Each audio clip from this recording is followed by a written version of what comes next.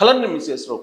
జై జవాన్ జై కిసాన్ అనేది మన నినాదం, భారతదేశం యొక్క నినాదం. ఎందుకంటే సరిహద్దుల్లో జవాన్ ఉంటారు, దేశంలో కిసాన్. ఆయన కనుక వ్యవసాయం చేయకపోతే రైతు తినడానికి తిండి ఉండదు, ఆహార పదార్థాల కొరత వస్తుంది. అందుకే జై జవాన్ జై కిసాన్ అనేది భారతదేశం యొక్క మూల నినాదాలు. ఆ నినాదాల మేరకే రైతుని అలాగే జవాన్ని కాపాడుకుంటూ వస్తుంది భారతదేశం. అందుకే నరేంద్ర మోడీ గారు పిఎం కిసాన్ యోజన కింద 6,000 రూపాయలు ఏడాదికి సహాయం చేస్తూ ఉంది రైతులకి. 2,000 రూపాయల చొప్పున 3 విడతలుగా రైతుకి సహాయం చేస్తూ ఉంది. దాదాపు ఇప్పటికి 20 విడతలుగా ఆ పథకం ద్వారా 6,000 రూపాయలు ప్రతి రైతుకు అందుతూ ఉన్నాయి, సన్న చిన్నగారు రైతుకి. రాష్ట్ర ప్రభుత్వాలు వాటికి కొంత అమౌంట్ని యాడ్ చేసి రకరకాలుగా ఆర్థిక సహాయాన్ని రైతులకు అందజేస్తూ ఉన్నాయి. ఆ పిఎం కిసాన్ యోజన పథకం నిధులు ఎప్పుడైతే విడుదల చేస్తారో ఆ నిధులకి యాడ్ చేసి విడుదల చేసినటువంటి రాష్ట్ర ప్రభుత్వాలు ఉన్నాయి. లేదు ఆ నిధులతో సంబంధం లేకుండా సపరేట్గా విడుదల చేస్తున్నటువంటి రాష్ట్ర ప్రభుత్వాలు కూడా ఉన్నాయి. అయితే ఇక్కడ 20 విడతలుగా ఈ పథకాన్ని అమలు చేసిన తర్వాత ఇప్పుడు కేంద్ర ప్రభుత్వానికి ఒక నివేదిక వెళ్ళింది. ఏంటంటే అనర్హులు దీంట్లో దాదాపు 31 లక్షల మంది ఉన్నారు. ఈ అనర్హుల్ని మీరు పరిశీలించండి అని చెప్పి రాష్ట్ర ప్రభుత్వాలకి ఆదేశాలు జారీ చేసింది కేంద్ర ప్రభుత్వం. దాంట్లో భాగంగా ఈ 31 లక్షల మందిలో 19 లక్షల మందికి సంబంధించి అనర్హులు అని చెప్పి తేల్చాయి రాష్ట్ర ప్రభుత్వాలు. ఈ 19 లక్షల మందిలో 17 లక్షల మంది సుమారుగా భార్యాభర్తలు ఇద్దరూ ఈ పిఎం కిసాన్ యోజన పథకం కింద లబ్ధి పొందుతూ ఉన్నారు. కొంతమంది పూర్వపు యజమానులు ఉన్నారు, భూమి యజమానులు, వాళ్ళు లబ్ధి పొందుతున్నారు. ఇలా పరిశీలించినటువంటి వాటిలో ఎక్కువగా భార్యాభర్తలు ఇద్దరూ తీసుకుంటున్నటువంటి సందర్భాలు ఎక్కువ ఉన్నాయని చెప్పేసి తేల్చారు. అయితే దీనికి అర్హత ఏంటి అని అంటే మీరు నిరుపేద అయి ఉండాలి, సన్నగారు రైతు అయి ఉండాలి, అలాగే 10,000కి మించి పెన్షన్ తీసుకునే కుటుంబంలో ఉండకూడదు. అంటే మీ ఇంట్లో ఎవరైనా 10,000కి మించిన పెన్షన్ ఎవరైనా తీసుకుంటూ ఉంటే మీరు అర్హులు కాదు. అలాగే వైట్ రేషన్ కార్డు ఉన్నటువంటి వాళ్ళే అర్హులు.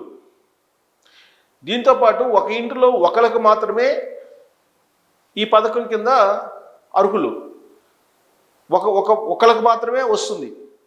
కానీ ఇద్దరుండేటువంటి వాళ్ళు, ముగ్గురుండేటువంటి వాళ్ళు ఉన్నారనేది కేంద్ర ప్రభుత్వం 20 విడతలుగా ఈ పథకాన్ని విడుదల చేసిన తర్వాత ఇప్పుడు చెప్తోంది. మరి ఇది కేంద్ర ప్రభుత్వానికి వచ్చినటువంటి ఆలోచన లేదంటే రాష్ట్ర ప్రభుత్వాలకు వచ్చిన ఆలోచన అని అంటే రాష్ట్ర ప్రభుత్వాలే ఈ అనర్హులను గుర్తిస్తే భారం తగ్గుతుందని చెప్పి భావిస్తూ ఉన్నాయని చెప్పి ఇంకొక వర్షన్ కూడా వినిపిస్తుంది ఢిల్లీలో. ఏంటంటే రాష్ట్ర ప్రభుత్వాలు రైతులకి రైతు భరోసా కింద లేదంటే అన్నదాత సుఖీభావ కింద ఇలా రకరకాల పేర్లతోటి ఆయా రాష్ట్రాలు మేనిఫెస్టోలో పెట్టి వాళ్ళకి సహాయం చేయడానికి సిద్ధమయ్యాయి. ఆ క్రమంలో నరేంద్ర మోడీ గారు ఇస్తున్నటువంటి పిఎం కిసాన్ యోజన నిధులతోటి యాడ్ చేసి రాష్ట్ర ప్రభుత్వాలు అనౌన్స్ చేసినటువంటి మొత్తాన్ని రైతులకు ఇస్తూ ఉన్నాయి. సో ఉదాహరణకి తీసుకుంటే రాష్ట్ర ప్రభుత్వం ఆంధ్రప్రదేశ్లో అన్నదాత సుఖీభావ కింద ఏడాదికి 20,000 రూపాయలు ఇస్తామని చెప్పి చంద్రబాబు నాయుడు గారు 2024 ఎన్నికలకు ముందు చెప్పారు. ఈ 20,000లో 6,000 కేంద్ర ప్రభుత్వం నుంచి వస్తున్నటువంటి అమౌంట్ పోగా మిగతా అమౌంట్ 14,000 మాత్రమే ఇస్తుంది రాష్ట్ర ప్రభుత్వం. ఇది కూడా ఈ 14,000 కూడా కేంద్ర ప్రభుత్వం ఎప్పుడు విడుదల చేస్తుందో 3 విడతలుగా, ఆ 3 విడతల్లో అమౌంట్ని జమ చేసి 3 కేటగిరీలుగా 3 విడతలుగా ఇస్తుంది. అంటే ఏడాదికి 20,000 ఇస్తున్నారు. అంతకుముందు జగన్మోహన్ రెడ్డి గారి ప్రభుత్వం కూడా నరేంద్ర మోడీ గారు ఇస్తున్నటువంటి అమౌంట్కి పోగా మిగిలిన అమౌంట్ 7,500 ఏమో జమ చేసేవాళ్ళు ఆయన. సో ఆ 7,500 రూపాయలు విడిగా ఆయన కొన్నిసార్లు వేసేవాళ్ళు, కొన్నిసార్లు ఏమో నరేంద్ర మోడీ గారు అమౌంట్ వేసినప్పుడు వేసేవాళ్ళు. ఇలా జరుగుతుండేది. కేంద్ర ప్రభుత్వం నుంచి వచ్చినప్పుడు రాష్ట్ర ప్రభుత్వాన్ని అమౌంట్ కూడా జత చేసి ఇచ్చేవాళ్ళు. ఇది అన్ని రాష్ట్ర ప్రభుత్వాలు, తెలంగాణలో కూడా అదే జరుగుతుంది. దాదాపుగా దేశంలో ఉండే అన్ని రాష్ట్ర ప్రభుత్వాలు కూడా ఇంచుమించుగా ఇలాంటి వ్యవహారాన్ని నడిపిస్తున్నాయి.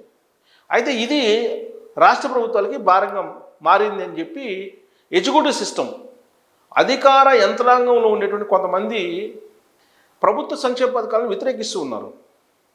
వీలున్నంత వరకు ఈ లబ్ధిదారులను తగ్గించాలి అనేది ఎగ్జిక్యూటివ్ సిస్టంలో ఉండేటువంటి అధికారుల యొక్క ఆలోచనగా ఉంది. అందుకే సామాజిక పెన్షన్లన్నీ తగ్గించాలనే ప్రయత్నం ఆంధ్రప్రదేశ్లో జరుగుతుందని చెప్పి తరచూ మనం న్యూస్ వింటున్నాం.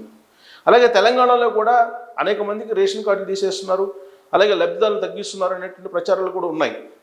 ఇదంతా ఎవరు చేస్తున్నారు అని అంటే ఎగ్జిక్యూటివ్ సిస్టంలో ఉండేటువంటి కొంతమంది ఉన్నతాధికారులు ఈ సంక్షేమ పథకాలని, ప్రభుత్వ పథకాలని వ్యతిరేకిస్తూ ఉన్నారు. వీటి కారణంగా రాష్ట్ర ప్రభుత్వాల మీద భారం పడుతుంది.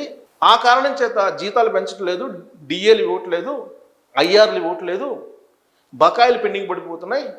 కాబట్టి ఈ ప్రభుత్వంలో ఉండేటువంటి సంక్షేమ పథకాలను తగ్గించేస్తే తమ జీతాలు పెంచుకోవచ్చు, తమ డిఏలు పెంచుకోవచ్చు, తమ ఐఆర్లు రెగ్యులర్గా తీసివేసుకోవచ్చు, బకాయిలు క్లియర్ అయిపోతాయి అనేటువంటి యాంగిల్లో కొంతమంది ఆలోచిస్తూ రాష్ట్ర ప్రభుత్వాన్ని తప్పుదావ పట్టిస్తూ లబ్ధిదారుల సంఖ్యను తగ్గించాలి అనేటువంటి ఒక వైరస్ని ఎక్కిస్తూ ఉన్నారనేది కొంతమంది రైతు నాయకులు చెప్తున్నటువంటి మాట. దేశవ్యాప్తంగా 31 లక్షల మంది ఉన్నారని చెప్పి 20 విడతలుగా వేసిన తర్వాత ఇప్పుడు మేల్కొన్న కేంద్ర ప్రభుత్వం కాదు. రాష్ట్ర ప్రభుత్వాలు ఇచ్చినటువంటి నివేదిక ప్రకారమే కేంద్ర ప్రభుత్వం అనర్హులను తొలగించండి అని చెప్పి ఆదేశాలు ఇచ్చిందని చెప్పి ఢిల్లీలో ఉండేటువంటి వాళ్ళు చెప్తున్నటువంటి మాట, జరుగుతున్నటువంటి చర్చ.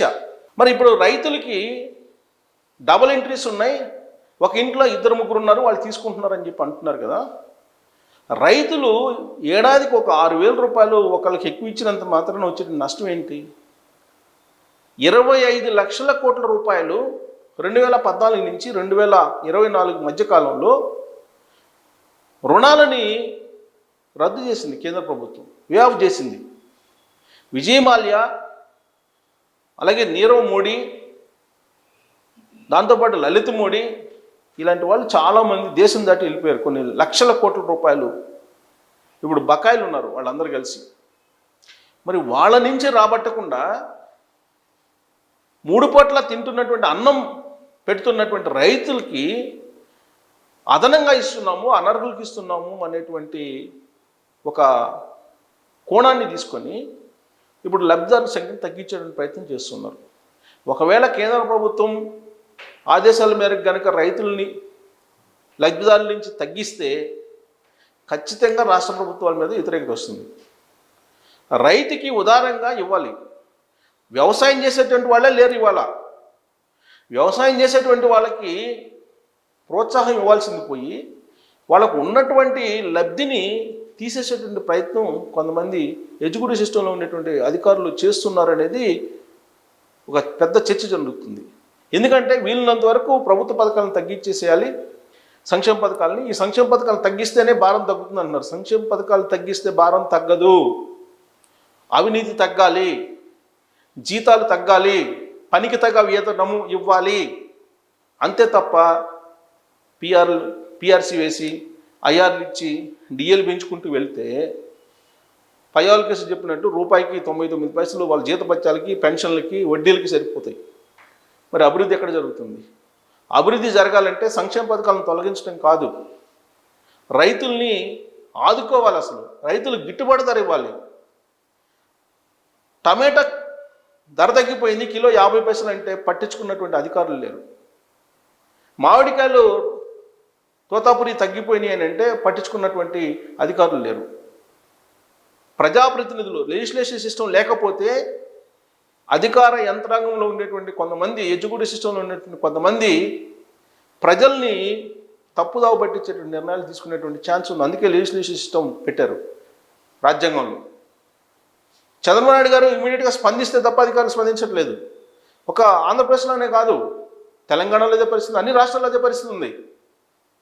మరి 4 గోడల ఏసీలో కూర్చొని 4 గోడల మధ్య అనర్హులు రైతులు ఉన్నారంటే 6,000 రూపాయలు సంవత్సరానికి వాళ్ళకి సహాయం చేసినందువల్ల వచ్చే నష్టం ఏంటి? రైతులు పడేటువంటి కష్టం ఏంటి? అది చూడకుండా రైతులకు 6,000 ఇవ్వకూడదు, లబ్ధి జరుగుతుంది అని చెప్పి ఇప్పుడు 33 లక్షల మందిని దేశవ్యాప్తంగా తీసేయడానికి సిద్ధమయ్యారు. దాంట్లో తెలంగాణ, ఆంధ్రప్రదేశ్లో ఎక్కువ మందిని తీసేయడానికి ఇప్పుడు సిద్ధమయ్యారు. ఆ లిస్టులో నుంచి ఎక్కువ మంది రైతులను తొలగించేటువంటి ప్రయత్నం చేస్తున్నారు అనేది వినిపిస్తోంది. ఒకవేళ అది చేస్తే ప్రభుత్వాల మీద వ్యతిరేకత వస్తుంది కదా. అసలు అది చెయ్యొచ్చా? రైతులకు అందుతున్నటువంటి సహాయాన్ని తీసేయచ్చా? ఏడాదికి 6,000 రూపాయలు అది తీసేయచ్చా? ఏడాదికి 20,000 రూపాయలు ఇస్తానని చంద్రబాబు నాయుడు గారు 2024 ఎన్నికలకు ముందు ప్రమాణం చేశారు కదా, ప్రామిస్ చేశారు కదా. మరి 20,000 రూపాయల ఆర్థిక సహాయం అందిస్తుంటే అధికారులు తట్టుకోలేకపోతున్నారా? కొంతమంది తట్టుకోలేనటువంటి అధికారులు పెడుతున్నటువంటి కిరికిరా ఇది. లేదంటే ప్రభుత్వాలకు వచ్చిన ఆలోచన? ఈ ఆలోచన ఎవరికి వచ్చింది? రైతులకి, సైనికులకి లబ్ధి తగ్గించేటువంటి ప్రయత్నం ఎవరు చేసినా అన్యాయం చేసినట్టు అవుతుందా కాదా అనే దాని మీద మీరు కామెంట్ చేయొచ్చు. Thank you.